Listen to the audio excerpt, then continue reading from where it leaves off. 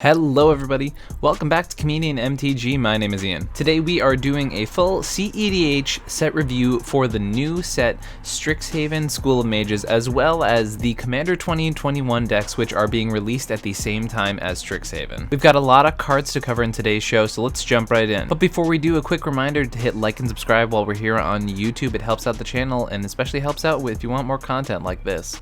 Our first card today is Cody, Vociferous Codex. Cody is a 3-mana 1/4 that says you cannot cast permanent spells. Now, obviously this is a huge downside to start the card off with, but for 4 mana and tapping it, you can add Wooburg mana. Then cast your next spell this turn. Exile cards from the top of your library until you exile an instant or sorcery card with lesser mana value. Until end of turn, you may cast the card without paying its mana cost. Put each card exiled this way on the bottom of your library in a random order. Cody's static ability obviously isn't in play until you cast your commander, so having the option to basically ignore your commander until you need it to activate that ability is definitely important, especially if you're trying to focus on making this deck as competitive as possible. Now, as far as the activated ability of this card and why it is interesting today, there are definitely a number of 0 CMC instants and sorceries that are meant to be cast off of something like Suspend that can get broken with something like Cody. I know a lot of people are talking about flipping into a Hypergenesis and then dropping a bunch of stuff out of hand to win the game that way. I am interested to see if this actually ends up becoming a strategy that is competitively viable, or if it is gonna just end up being another bulk rare. Our next card is Witherbloom Command. It is a sorcery for Golgari, green and black, and you get to choose 2. Target player mills 3 cards, then you return a land from your graveyard to your hand. Destroy target non-creature, non-land permanent with mana value 2 or less. Target creature gets -3/-1 until the end of turn, and target opponent loses 2 life and you gain 2 life. Obviously, the first and last abilities are a little less impactful, but in cEDH there are often a bunch of tinier creatures that have a big impact on the board, so there are definitely times where you can cast Witherbloom Command as a sorcery and often remove a problematic non-creature, non-land, and also be able to kill a small creature at the same time, which is definitely pretty interesting. I am a little hesitant to include the card in my decks as of right now. It being a sorcery is definitely a downside. I like the utility of the other abilities more if you can flash them in at instant speed, but because it's a sorcery, I'm a little low on the card for right now, especially when you compare it to something like Abrupt Decay or Assassin's Trophy, which are already staples in the format. Another removal spell here in Vanishing Verse. For Orzhov, white-black, it's an instant. You can exile target mono-colored permanent. This is such flexible removal that I figured this card has to see play. The only thing that really is multicolored permanent-wise that we see a bunch of in the format is our commanders, and even that's not exclusively true. But, you know, if you're trying to remove something like a Tymna, then obviously that's not going to happen. But every other permanent that's kind of problematic in our format is usually monocolored. Think about things like Underworld, Breach, Dockside, a bunch of different combo creatures like Kiki Jiki, any rule of law effects if you're coming at this from a more aggressive side. I think this card is really versatile and it's really flexible. Now, one thing to note, monocolored obviously does not include colorless, so it can't hit artifacts most of the time, excluding something like Wishclaw Talisman, which is a colored artifact. So, in general, super flexible piece of removal. The fact that it exiles is also really strong because a lot of the time people don't play targeted removal that doesn't exile because of Dockside. So being able to exile a Dockside permanently, not put stuff in the graveyard for people's Underworld breaches, I think this is actually a really strong card. Rushed Rebirth is an instant for green and a black, 1 Golgari. You get to choose target creature. When that creature dies this turn, search your library for a creature card with lesser mana value and put it on the battlefield tapped. Then you get to shuffle. So I've heard a lot of people talking about this card and they were kind of excited when it first got previewed. I'm somewhere in between on it. I think it's pretty interesting if you play in a mid-rangey meta and your opponents are playing a lot of larger creatures. So if you go to, say, wipe the board or something, you can flash this in targeting your opponent's creature and then get a combo piece or something like that onto the battlefield after a board wipe. I know some people have talked about it with sacrifice effects, but when you play stuff like Natural Order and like Pattern of Rebirth, those cards just kind of one up this most times. I just find that like Eldritch Evolution I would want in a deck more often than this card, because normally the sacrifice stuff that you're working with in cEDH often revolves around Protean Hulk, so something that would get lesser CMC or lesser mana value is not something I'm exactly excited about, but it's an interesting card, and if there are lines that get opened up by it, that'd be really cool to see. Reconstruct History is a sorcery for 2 generic and red-white. It says return up to 1 artifact, up to 1 enchantment, up to 1 instant, up to 1 sorcery, and up to 1 planeswalker from your graveyard to your hand, and then exile Reconstruct History. So this card is really strong as far as value. I do not know where this is going to see play. I don't know if it will see play. I think it's just a very impressive rate, and it's one of the cards displaying sort of the new direction they're going with Boros, which is really cool. Definitely working on this recursion side of it, and working on being able to basically get back anything that's not creatures as a Boros mechanic. I think it's kind of cool. It kind of stays out of green space. But either way, Reconstruct History is a lot of value for 4 mana. I mean, you can get up to 5 things back. Now, often we don't play Planeswalkers, so it's probably closer to 4. However, I think there is opportunities with this card, and I'm excited to see if it actually will end up seeing play. Prismari Command is an instant for 1 generic, a red, and a blue. It says choose 2. Does 2 damage to any target. Target player draws 2 and discards 2. Target player creates a treasure token and destroy target artifact. So this one is kind of interesting. I like it in lower colored decks. I think if there are decks, for example, like Riel, I feel like we'll definitely play this because it has a draw discard effect on top of the fact that it gets some extra value, like popping an artifact, doing damage to a creature, stuff like that. So like in a deck like Riel, I think it's a slam dunk. As far as other decks, I know some lower color Izzet decks were playing things like Izzet Charm, and I feel like if you're playing Izzet Charm, then you definitely should play this card. It's not the most exciting card, but it's just a piece to fill in the blanks in some of the lower color decks. Casmina Enigma Sage is a planeswalker for 1 green-blue, legendary planeswalker Casmina. Each other planeswalker you control has the abilities of Casmina Enigma Sage. You can +2 to scry 1. You can -X to create a 0/0 green and blue fractal creature token, and then put X++1 counters on it. And then -8, you can search your library for an instant or sorcery card that shares a color with the planeswalker. Exile that card and then shuffle. You may cast that card without paying its mana cost. So the lines with Casmina aren't exactly clear at the current moment, but there are definitely synergies with some stronger planeswalkers that exist. I'm interested to see if people are going to really get to break this card, but I know there's a lot of people who are not myself who are working on getting the numbers right to do the most broken things possible with this. There's a lot of stuff like the planeswalkers that can only minus now having plus abilities. That's pretty cool. There's stuff where planeswalkers that have high loyalty to begin with can go for that ultimate as soon as the second turn they're in play. A lot of cute stuff like that, and I don't know if that really makes it into cEDH. I know a lot of planeswalkers struggle in cEDH in the first place, but something to look out for, something kind of interesting. If you're interested in that, definitely check out Reddit. I know there's a bunch of discussions about this card, so. All right, now if you ever wanted a slightly worse Urza in the Izzet colors, welcome to Galazeth Prismari. For 2 generic, a red and a blue, you get a legendary Elder Dragon with flying. As it enters the battlefield, it makes treasure token. Artifacts you control have tap. Add 1 mana of any color. Sounds familiar. But spend this mana only to cast instant sorcery spells. And it's a 3/4. So the first thing, as I kind of joked about there, everyone does, is compare this card to Urza. And they are comparable. And I've heard people just ask if this is like a strictly worse Urza, which I definitely disagree with. I think Galazeth is a really unique and interesting card. It comes in, makes a treasure, kind of similar to Urza in the fact that you can tap that treasure right away. The biggest restriction is obviously that you can only cast instants and sorceries with that treasure tapping. Now with Urza, obviously there are combos with Trinisphere, Static Orb, and Winter Orb. Those are still present here. So Galazeth immediately gets a boost just being able to break parity on those effects. One thing that Urza doesn't have is the color red. And this is kind of where Galazeth gets its boosts. Having access to Dockside as not just a temporary ritual, but a permanent ramp effect is kind of insane.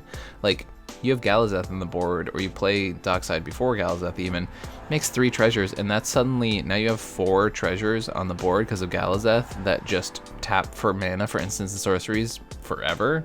That's pretty huge. The other thing to talk about is obviously Underworld Breach. Now, Galazeth's abilities work really, really well with Breach. There's a lot of stuff with like Grinding Station where you can start floating mana for instants and sorceries and then sort of be able to take the game when you have those breaches. Obviously, you can start floating mana so you can start casting Brain Freezes and then obviously break parity that way with Breach. There's a lot of really interesting stuff storm-wise that you can do with Galazeth. The 2 main directions I saw with this commander when I was first brewing with it are, the first was to take it into a storm effect like I was just talking about, really emphasizing Underworld Breach, working on things like Paradoxical Outcome, because if anyone is familiar with the mono blue standard or historic decks that play Paradoxical Outcome and Aetherflux Reservoir, there's a lot of stuff where you can play things like Ornithopter, and in here you can tap it for mana because of Galazeth's ability, and then play something like a Paradoxical Outcome and draw a bunch of cards. Play things like Retract, maybe get some cards that say whenever you cast an artifact, draw a card, or maybe when you cast an instant or sorcery, draw a card. Throw Archmage Emeritus, which we'll talk about later in there. There's a lot of interesting stuff storm-wise that you can do here, and then the other direction I saw being pretty lucrative was taking it into a turns direction, because Galazeth makes the costliness of turns effects a lot less. So, you know, you're playing things like an Arcabios Astrolabe, you play it, draw a card, and now suddenly that is just 1 mana to cast an extra turn effect, and that, like, those little things start to add up quite a lot. Play a Dockside, and then even if it makes 4 treasures, that's 1 mana left over to cast a turn spell most of the time. So a lot of interesting stuff you can do there. There's combos where you play Breach, bounce it, get a turn spell back. There's stuff you can do with trade routes and Mystic Sanctuary, which I can talk about in more detail because I have a deck tech with something similar coming up later. So Galazeth is definitely interesting. I would never call it strictly worse than Urza. I think it has its own benefits, and I think people looking to brew in this color space would be rewarded with something pretty interesting. Another in the line of cards that I think are kind of broken, but I don't have anything yet, and I want people to brew around this. Hawford Ghostforge is a Dwarf Cleric for 3 generic white and red. Spirits you control get +1/+1 and have trample and haste. Whenever a non-token creature you control dies, exile it. If you do, create a token that's a copy of that creature, except it's a spirit in addition to its other types, and it has, when this creature leaves the battlefield, return the exiled card to your graveyard. Just think with messing with death things like this, there are probably loops you can do. I assume there's definitely some KCI Mirror Retriever shenanigans that you can do with Hawford on the battlefield. I haven't taken a huge dive into it, but I'm excited to see if people can get stuff going.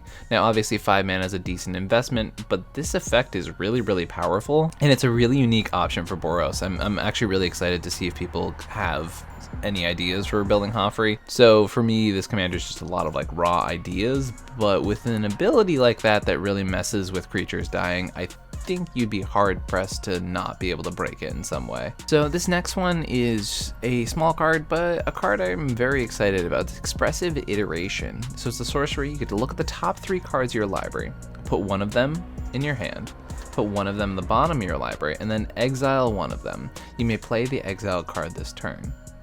First thing I want to say right away is you may play the exiled card this turn means that you can play a land from exile. This card I think is really strong. I think anytime you have a 2 mana draw to, it's just very, very powerful. It's really hard to deny that an effect like this is really strong. You get to look at the top 3 cards of your library and basically choose 2 of them to have in your hand. It's one of those things that I feel like this will get a ton of play in standard and historic and modern, things like that, but it's definitely good enough if you're playing like a low color Izzet deck to just see play. I think this would be better than something like Anticipate or something like that. I would argue that there are worlds where this would be a much more important include than something like an Impulse.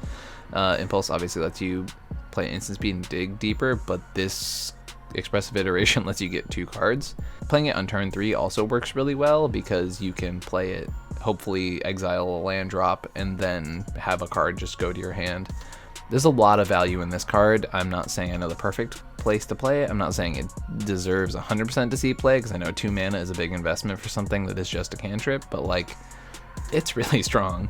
And 2 mana draw 2 is a rate that we do not get a lot. So Double Major is an interesting card. It's an instant that lets you copy target creature spell you control, except it isn't legendary if the spell is legendary. So this card immediately, I mostly put it on this list because Kodama Sakashima exists as a deck. The important part about this card is that it says target creature spell. When it refers to something as a spell, it means that it has to be on the stack. So for example, if I was casting a Dockside and I wanted to make a copy of it, I would have to pay 1 in red, and then while it's still in the stack, pay green, blue, and try to resolve Double Major.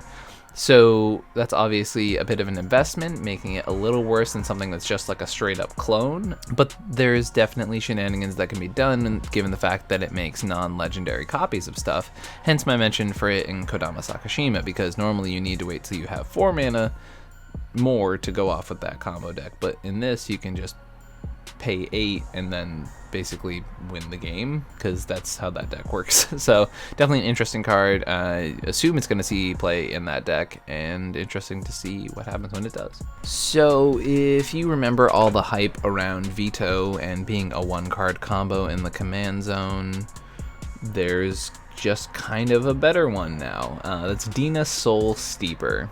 For green and a black, you get a 1/3 legendary Dryad Druid. Whenever you gain life, each opponent loses a life.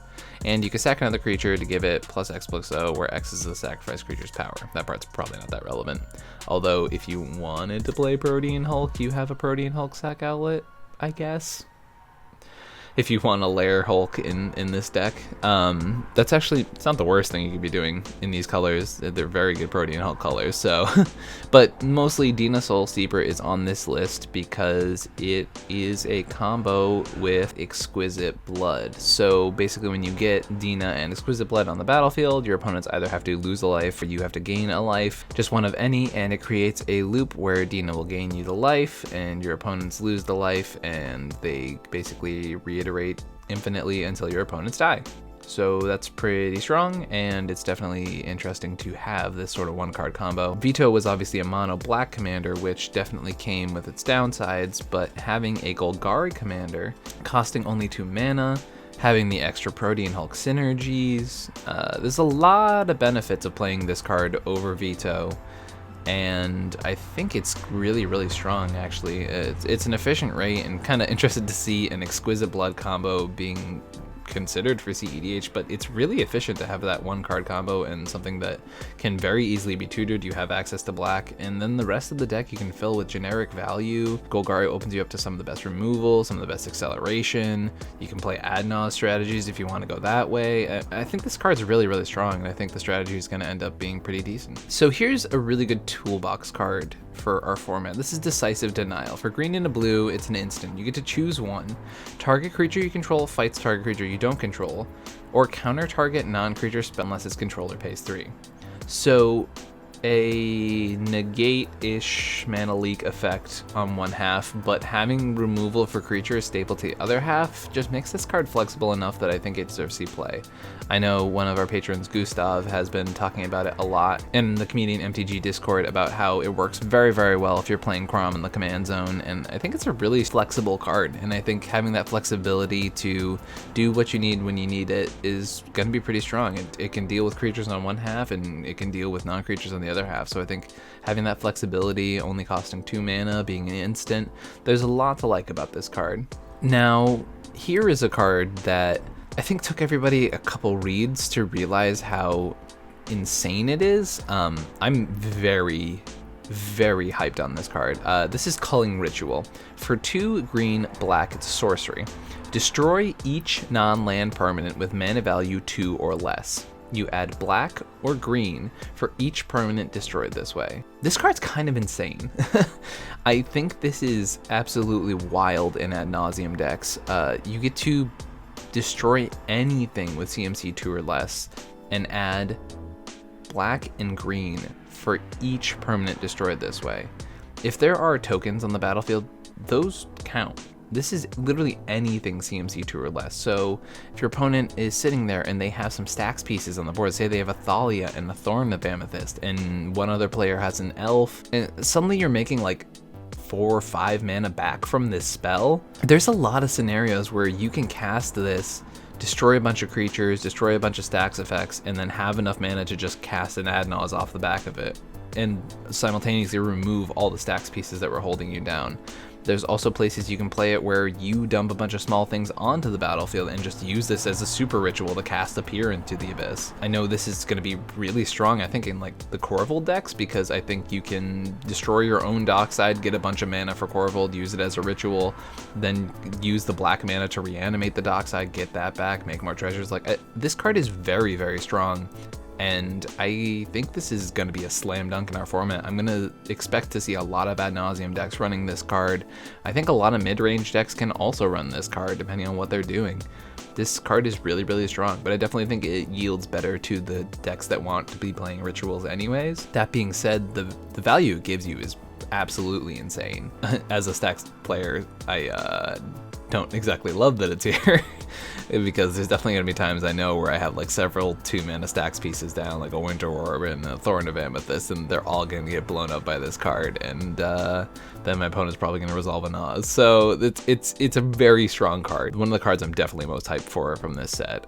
Definitely picked up my copy because it's wild. So funny story about Blade Historian. I was in the Winota Discord, and we were about like 3 or 4 days into Strixhaven spoilers, and I had kind of been the naysayer for a bunch of the cards we'd seen already, and a bunch of the people in the Discord were like, oh, well, here's Blade Historian's a human, blah, blah, blah, it's probably not playable, right? And I was like, wait, no, this is actually really, really good, to many people's surprise. So let me read this card. It is a Blade Historian is a 2/3 for hybrid Boros, hybrid Boros, hybrid Boros, hybrid Boros, so 4 of either any combination of red and white. It is a human cleric, important, and attacking creatures you control have double strike.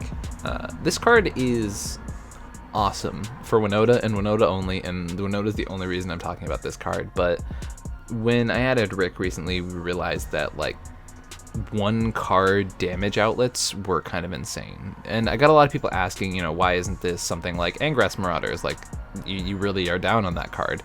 The thing with Blade Historian is that double strike is much better at protecting your small creatures than something like doubling damage, right? So doubling damage will obviously double the output of damage you're creating. But Blade Historian not only doubles the output of damage, but it also ensures that your creatures can survive tough combat situations. So for example, if you have a 3/3 going against a 3/3, if it had just double damage, it would deal 6 damage to it, but they would still die, as opposed to something with double strike would kill the other creature in first strike damage. So that's a huge difference there. First strike damage is a very, very important thing when you want to basically make sure that you win combat. And this is just a real clock, and unlike Rick, which I will be playing both of them in Winota. I'm not removing Rick to play this card. Unlike Rick, this affects all of your creatures, so your non-human creatures that have to get in because of Winota are now also being boosted by this card. This card's just a slam dunk for that deck, and it provides a ton of value. And now something to be clear about, unlike a when this creature attacks trigger, Blade Historian actually has a static ability. So it says attacking creatures you control have double strike, meaning all of your creatures, as soon as this comes in, get double strike because it is a static, as opposed to something that would say like, when your creatures attack, they gain double strike until the end of turn. That is a different ability, and that would be much worse. However, this comes in, gives your creatures double strike, provides a lot of damage on the battlefield, provides a lot of quasi evasion for your creatures. This card is awesome, and I'm so glad we got it for Winota. So this is our first MDFC commander that I think is really interesting, and it's Uvilda, Dean of Perfection on one side, and the back side, Nassari, Dean of Expression. Here's a hint. Uvilda is not the interesting part, but I'm going to read it anyways. Uvilda is for 2 and a blue. It's a 2/2 with, you may exile an instant or sorcery from your hand after tapping it, and then put 3 hone counters on it. It gains at the beginning of your upkeep. This card is exiled, remove a hone counter from it. And when the last hone counter is removed from this card, if it's exiled, you may cast it. It costs 4 less to cast this way. It's kind of like Very Bad Suspend, but you can cast it for less. As I mentioned, this is not the half of this card that I am excited about. The part I'm excited about is the backside. That's Nassari, Dean of Expression. For 3 and 2 red, it's a legendary creature for each shaman, 4/4. At the beginning of your upkeep, exile the top card of each opponent's library. Until the end of turn, you may cast spells from among the exiled cards, and you may spend mana as though it were mana of any color to cast those spells. Whenever you cast a spell from exile, put a 1/1 counter on Nassari, Dean of Expression. I am super hyped about this card. I think it's very, very strong, and let me explain why. So first of all, one benefit that I really like about this card compared to something like Kazur and Ukima, despite this being 2 creatures, it's not a creature with partner with, and it's in the command zone without having to be partner with. So you have access to 2 creatures here, one of which I probably wouldn't cast, something like Kazur. And with those 2 creatures, I have 1 card that I'm excited about, and it doesn't take up a slot in the deck. So that's kind of cool. I'm excited about that. Obviously, partner comes with its benefits because you can cast both sides, but in situations like this one, where one of the sides is not really what we want to be doing, this is actually really a benefit because it just means we have an extra slot in our deck. So when I brought up Nassari to some people before, they were like, isn't this just a worse Paco Halden? And I have some arguments as to why I don't quite agree with that. Paco Halden 1 being 8 mana before you get any immediate value, split over 2 creatures, split over the fact that it's in Teamer colors as well, makes it harder to cast than Nassari. I have in gold fishing with this list, my personal list that I will throw down in the description below, I've cast turn 1 Nassari a decent amount of times, and the reason for that is red rituals. Cards like Seething Song mean that you really only have to get to 3 mana to be able to get this on the board. Turn 2 Nassari is like extremely consistent, and the deck literally mulligans to a turn 2 Nassari, but sometimes you just get lucky and get the turn 1 where you get like, I'm playing, you know, things such as Desperate Ritual, Pyretic Ritual. I'm playing cards like City of Traders in the mana base just so I can have situations where I played a game the other day where my opening hand had Jeweled Lotus, City of Traders, and that was like 100% turn 1 Nassari, slam that down. The rest of the deck I have filled with Time Walk effects, sort of like Paco and Halden, where you are taking an extra turn and therefore triggering Nassari's ability again, getting 3 more cards off your opponent's decks. I think this card is really, really strong, and the thing that I'm most excited about with it is the fact that it is so easy to cast. I've been playing some of the more explosive Turbo Nas variants lately, and one thing I noticed is that if you don't have a tutor or something to pump your mana into, maybe like a Crom or a Tevesh, you often run into scenarios where you don't have any consistent value and you can make a ton of mana and then do nothing with it. Nassari kind of defeats that problem where you immediately have value in your command zone. So you pump all of your mana into getting Nassari down as soon as possible, and then basically the rest of your game plan is just abuse the value Nassari gives you as quickly as possible. Now, obviously, this is one of the decks that is fragile to Drannith Magistrate, particularly. I just think this card provides you with so much value, and being able to get it down on the second or first turn of the game is pretty insane. I think the card is very, very strong, and I'm really excited to play this deck, if you probably can't tell. It's super fun to be able to jam this card out as soon as possible, and I'm excited to play it in actual pods and like see how much value you can get from your opponents and how realistic like relying on your opponents for a win con is. Now, as I mentioned, there are definitely combos in the deck that I built going to try and loop extra turns so that you're not just relying solely on your opponents. That's definitely an option, but this is more for, you know, making sure that you can actually close out the game. So I want to talk about Blex Vexing Pest, which is a name that is very hard to say. As a legendary creature, pest 3/2. Other pests, bats, insects, snakes, and spiders you control get +1/+1, and when Blex Vexing Pest dies, you gain 4 life. This is not the important part of this card. It is an MDFC. Let's talk about the backside. It is the search for Blex. For 2 and 2 black sorcery, look at the top 5 cards of your library. you can put any number of them into your hand and the rest into your graveyard. And you lose 3 life for each card you put into your hand. 4 mana, pay 15 life, draw 5 is pretty strong. The 4 mana, pay 12, pay 9 life, put some cards you want in your graveyard into your graveyard and draw 3 cards is also very, very strong. I haven't heard as much hype about this card as when it was like first being mentioned. People were very, very excited about it. And now the conversation sort of slowed down a little bit. I just think this card's a lot of value. Where its home is, I would assume this is actually more of a mid-range black card than something like a Turbonaws card. It also gets around draw effects, so like Hull Breacher and Notion Thief don't affect this, which is a very strong ability to have.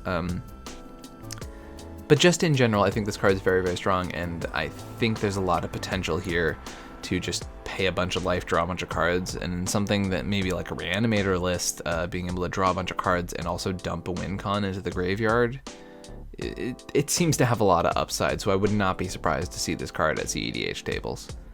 So let's talk Jadzi, Oracle of Arcavios, something like that. It's 6 and 2 blue for a 5/5. You get to discard a card and return it to its owner's hand. You'll notice that's a theme with this card. And as Magecraft, and this is kind of where the strong part comes out. Whenever you cast an instant or sorcery, or copy it, reveal the top card of your library. If it's a non-land card, you may cast it by paying 1 rather than paying its mana cost. If it's a land card, put it onto the battlefield.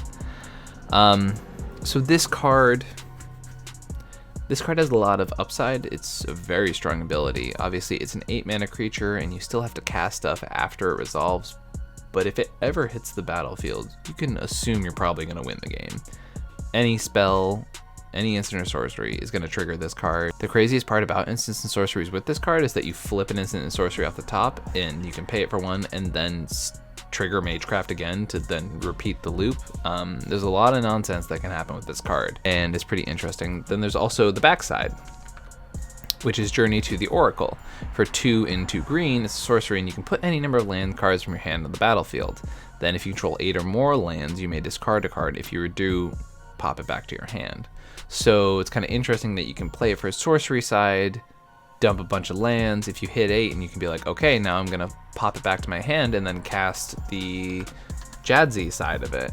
I don't know if this is gonna see play, but it's powerful enough that I think there will be things built around it. I wonder in the command zone whether this will be something like a Tatiova in that sense, that sort of gets around traditional stacks effects and ends up being like a really good against those types of decks. I'm not sure what the direction is with it, but it does a lot of really powerful stuff on its face, and the potential's there. So that's why it's here in today's video. This next card I am overwhelmingly excited about basically everywhere. I'll read the front side, and then when we go to the back side, you'll understand more why. Flame Scroll Celebrant is a human shaman, Winota. Whenever an opponent activates an ability that isn't a mana ability, Flame Scroll Celebrant deals 1 damage to that player. 1 in a red gets +2/+0, and it's a 2/1. The fact that it's a human that hates on Isochron Scepter stuff is like bunch of incidental value, which is pretty decent, but the real benefit is the backside. Revel in Silence. For 2 white, instant. Your opponents can't cast spells or activate Planeswalker's loyalty abilities this turn. Exile Revel in Silence. They printed a second silence effect. I have been saying for a long time that a second silence effect would be absolutely fantastic. Silence is one of my favorite cards. It is super powerful, it is super impactful, it is one of the cards that can stop a ton of win conditions that can't be stopped with a single counter spell, and it's in Boros colors, which I'm a big fan of. Silence effect is awesome. I would not be surprised if this sees play in something like Blue Farm, because you have Boros colors in your farm deck, and you can play just a second silence effect for, and yes, double white is a more expensive cost, but double white to completely shut your opponents out of interacting with you, or double white to completely stop your opponent on what seems like an uninteractable rolling downhill avalanche. This is awesome. It's so awesome that there is a second silence out there right now, and there's not much more I can say about the fact that I'm super excited about the fact that this exists. Ecological Appreciation is a sorcery for 2 generic, green, and X. Search your library and graveyard for up to 4 creature cards with different names that each have mana value X or less, and reveal them. An opponent chooses 2 of those cards, shuffle the chosen cards into your library, and put the rest onto the battlefield, and then you exile Ecological Appreciation. This is a Green Sun Zenith meets Gifts Ungiven meets Finale of Devastation, because it's not Green Sun, because it's not the ability, blah blah blah blah. This card is very powerful. Is expensive, obviously. To get 2 2-drops, you have to pay 5 mana into it. To get 2 3-drops, you have to pay 6, which, you know, the math starts becoming more and more favorable the more you go up the chain. And obviously, there are ways that you can build this where you give it a certain number, and then this card becomes a 1-card win condition. So, for example, there are lines where if your opponents have 6 or more treasures, you can go Recruiter, Dockside, Baron. It just provides a lot of value. I know there's an entire Reddit thread right now about this card, trying to find out what breaks it the most efficiently, but even without it being like, oh, just resolve this, immediately win with only 5 mana, it's just very, very strong, and I think it's really powerful, and I'm very excited to see it see play. Storm Kiln Artist. This is one of the Magecraft cards that we'll be talking about, sort of all lumped into the same group with Chain of Smog. If you watched my video last week about Witherbloom Apprentice, you will already kind of know where this is going. It is 3 in a red for a 2/2 Dwarf Shaman. It gets 1/0 for each artifact you control, which actually can get out of hand pretty quickly if you're in some weird board stall with the Magecraft ability. Magecraft, whenever you cast or copy an instant or sorcery spell, create a treasure token. So, as we were mentioning last time, with something like Chain of Smog, you can make infinite treasures. You obviously have to go hellbent to do that, but it's not hard to do. In a deck like Korvold, where you are treasure storming, literally, you are making mana, drawing cards, it's absolutely busted in that deck. It's also very strong. I'm going to be putting it into Kroxa. I know that the fact that there is just another win con for that deck now is fantastic. You can Chain of Smog yourself, make infinite treasures, and then infinitely cast Kroxa out of the command zone. It's basically just a second World Gorger effect in red-black, which is absolutely fantastic. I'm very excited about these Magecraft cards. They open up unique combos. They're not too oppressive where people are like, oh god, it's the strongest combo ever, because it has the Auriok Salvager's LED effect where you can end up, you know, your opponents will wait until the last copy of the chain resolves, and then they will counter it and you'll be hellbent. So it's fair enough. It has a lot of power.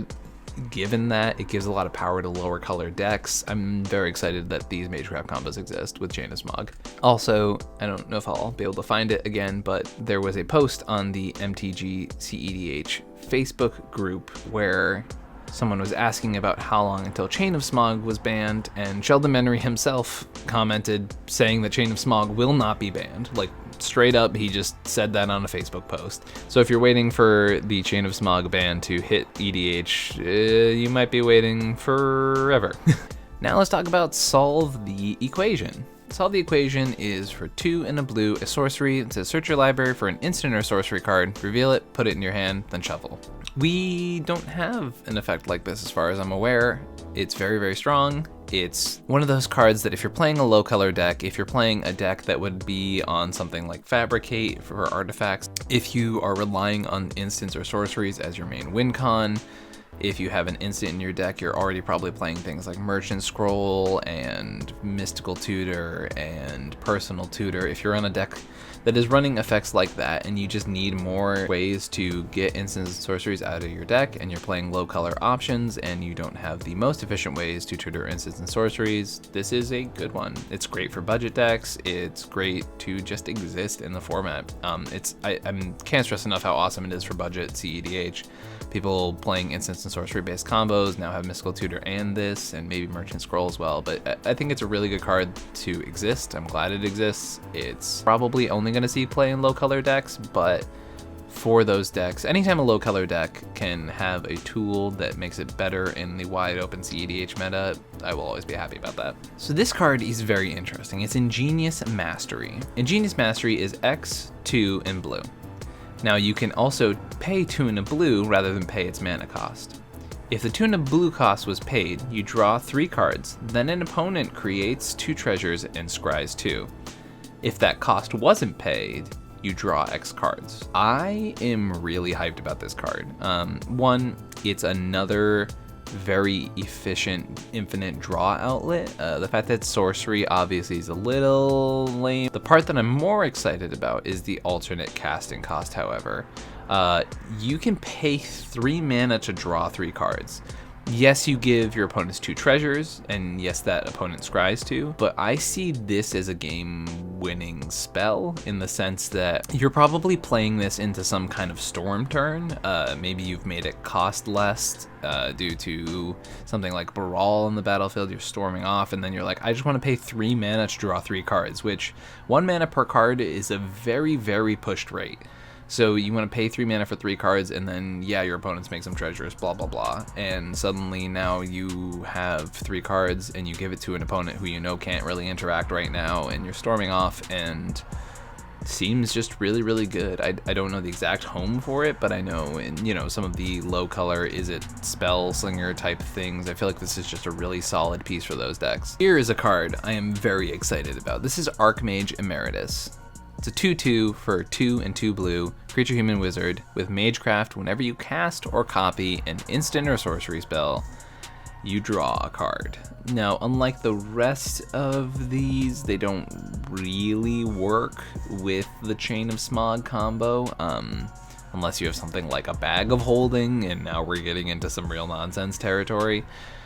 But Archmage Emeritus is just kind of insane if you're playing a deck with a lot of instants and sorcery spells. I was kind of tinkering around with a Thrasios Vial Smasher list that like neoforms Vial Smasher into this and then does all the normal ad nauseum BS and like casts a ton of spells, and then obviously gets rewarded by immediately having all of your spells be cantrips. So like you cast like a Manamorphose, now you're drawing 2 cards off of it. You're casting something like a Rain of Filth, you're making a bunch of mana, now you're drawing cards, or a Dark Ritual.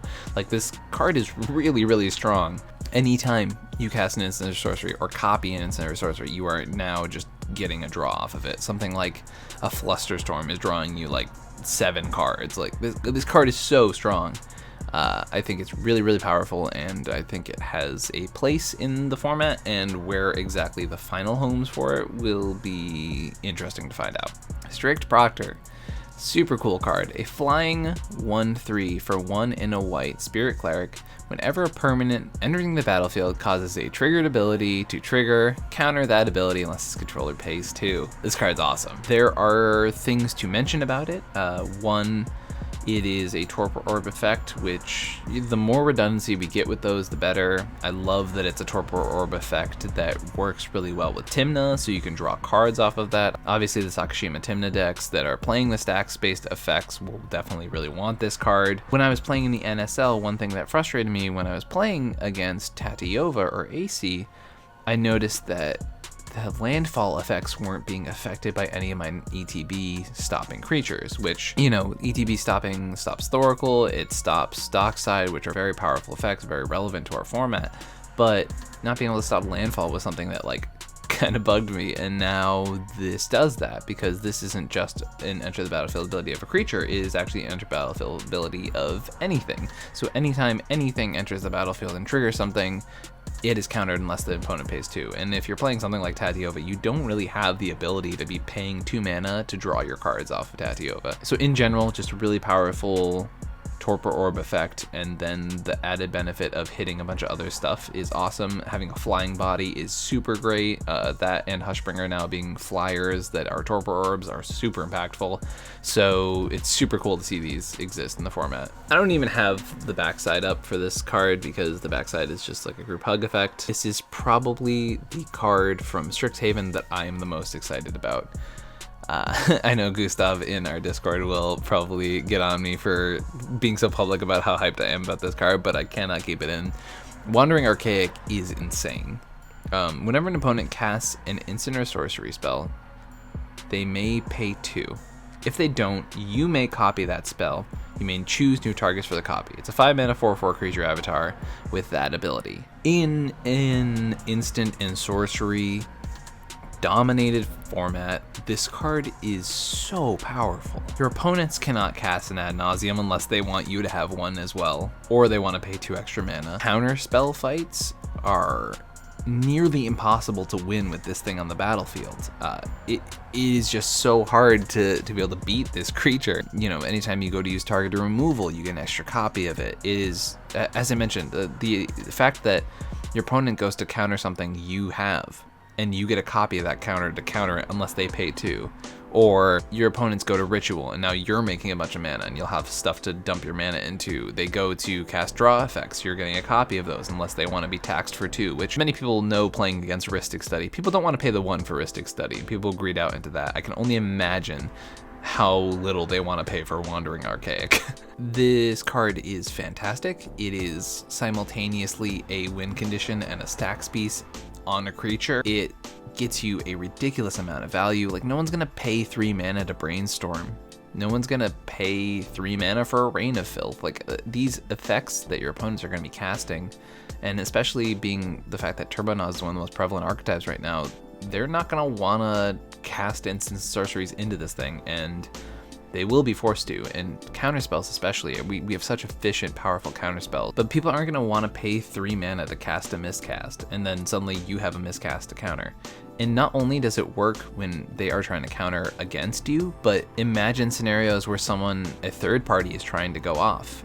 You have a Wandering Archaic in the battlefield, player A is trying to counter player B's spell, and now you have a copy of player A's spell to counter player B's spell. You have an extra copy that is just there. So now instead of your opponent getting miscasted once, they're getting miscasted twice when they go to do something. So you can team up with your opponents to have this effect. Turn spells don't really work against this because that would be really bad for that person trying to take that extra turn. There's a lot of really powerful things this card does. It's playable in every deck. I think this is a card I am going to include in Turbonaut strategies. Ramping this out onto the battlefield is wild. What are your opponents going to do into this? Like, play some dorks? Sure. Sometimes you're going to have matchups where it is less impactful than others. There are definitely decks that fold to this. It is very hard to lose a fight with counterspells while this is on the battlefield. This card is super strong and probably the best card in this set. So now we're moving on to the cards from Commander 2021. I'm gonna be honest, I'm super underwhelmed with Commander 21's options for cEDH, and some of these are kind of a stretch, like the card I have up on here. Guardian Augmenter for 2 and a green, has Flash, it's a Troll Wizard for 2/2. Commander creatures you control get +2/2, and have Hexproof. Yeah, I don't know. It is a niche effect because you have to be in a deck that wants to protect their commander. I know Gitrog would never play this probably, but like it feels like a deck like Gitrog that really wants their commander to stick around would be interested in this. I don't know that this is something that's gonna see play, but if you're ever in a deck that really has a high value removal target commander that needs an effect to protect it, this would be that effect. As I said, not really sure that this is gonna ever make the cut, but it's something interesting to note if you are ever in need of an effect like that and you're probably not playing blue. Now this is a commander I am also pretty excited about. This is Ryonya Fire Dancer. I'm not sure about it in Winota as it is a human wizard. It's definitely something that I am considering, but let me read its effect. At the beginning of combat on your turn, create X tokens that are copies of another target creature you control, where X is 1 plus the number of instants and sorceries you've cast this turn. They gain haste, exile them at the beginning of their next end step. I think the text on this card can kind of be a trap, because if you're looking at it in a deck that doesn't create a lot of instant sorceries, you might, for example, like Winota, you might be like, oh, well, it says instant sorceries on it, get it out of here. I'm actually pretty interested in this card, and I'm at least gonna test it in Winota because it goes infinite with Combat Celebrant. You create a token copy of Combat Celebrant. It goes to combat, exerts, creates another combat where Ryonya triggers again, does that, and then that's infinite. The reason this card I think is significantly more playable than not is the fact that it is 1 plus the number of instants and sorceries you've cast this turn. So no matter what, it works once. And then there's scenarios where you play this and you play a couple instants and sorceries and suddenly you have 4 Docksides on the battlefield and you can do nonsense with that. I think it has potential to be the commander of its own deck, just given the fact that there is a 1-card combo in its colors. That being said, it's a 1-card combo you can't really tutor for. So that's pretty big downside, but I think this ability is very, very strong, and I think it's relatively powerful, and I think it's not worth writing off right away.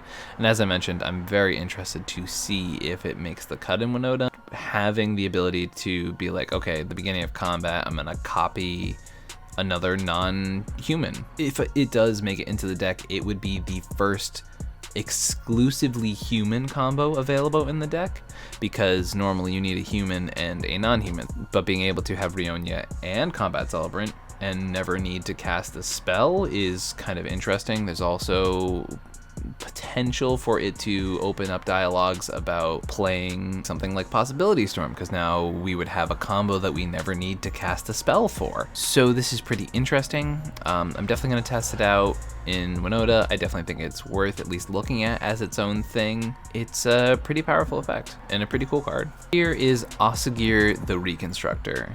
I will preface this with, there are many people hyped about this card, and I am not one of them, but I would be doing the community a disservice by not mentioning it. So it's a 4/4 for 2, a red-white with Vigilance.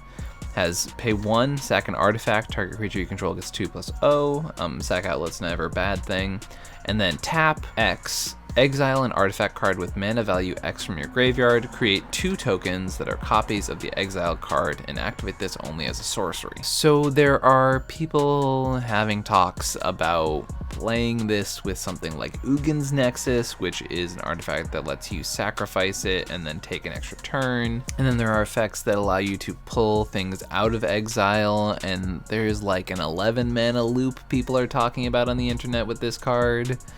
But it's a card in your command zone, but I just really don't think it's gonna get there. I'm all for people trying to build a unique Boros commander, but I just think it has way too many pieces that you need to get going. And it's a really cool Rube Goldberg kind of thing, but I just don't think it's gonna be nearly as consistent and powerful as people are expecting it to be. Y'all remember Smothering Tithe? Well, it has its new cousin, Monologue Tax. For 2 and a white, it's an enchantment. Whenever an opponent casts their second spell each turn, you create a treasure. I don't know about this card. It's sort of mana crom. I think I would like this effect a lot more if it was at 2 mana, but you're paying 3 to super conditionally ramp. Unlike wheel effects, you can't force your opponents to cast a second spell per turn, and when you do, you get a mana, and it's nice. I think there are ways that this would be better, but this is only when they cast their second spells. You're not guaranteeing anyone's gonna do it, and then sometimes you'll get your mana back for this card. I'm pretty low on it. I'm already pretty low on Smothering Tithe as a card, so this being like a pretty worse version of that doesn't really sell me. Now let's talk about Cursed Mirror. For 2 and a red, you get to add red. It is an artifact, it's a mana rock.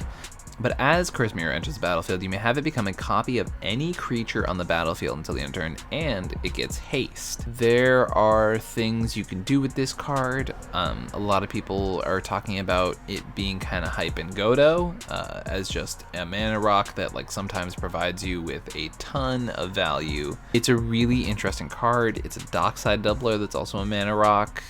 There's a lot of weird stuff with this card, and a lot of unique things it opens up. Cursed Mirror is interesting, and I'm interested to see where it slots in, but it definitely has an effect that could end up being pretty useful. And that concludes the cards I have to talk about today from the C21/Strixhaven set review. Now, I want to hear from you guys. Were there any cards that I didn't mention from Strixhaven or Commander 21 that you think are going to make play in cEDH? I'm very excited about this set. There's a couple cards in here that are really unconventional and really change the way that certain card design is expected to be. I'm very excited for Wandering Archaic. I'm excited for Nassari especially. I know these cards are really exciting. Now, this is the first set review on this channel, and I'm hoping to do more as time goes on.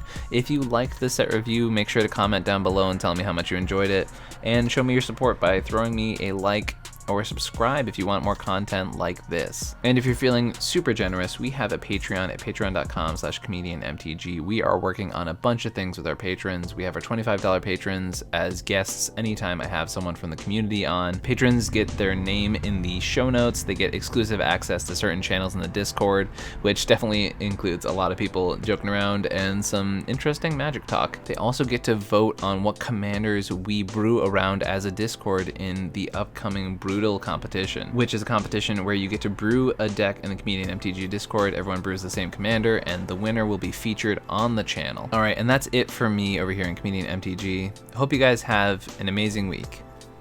Peace.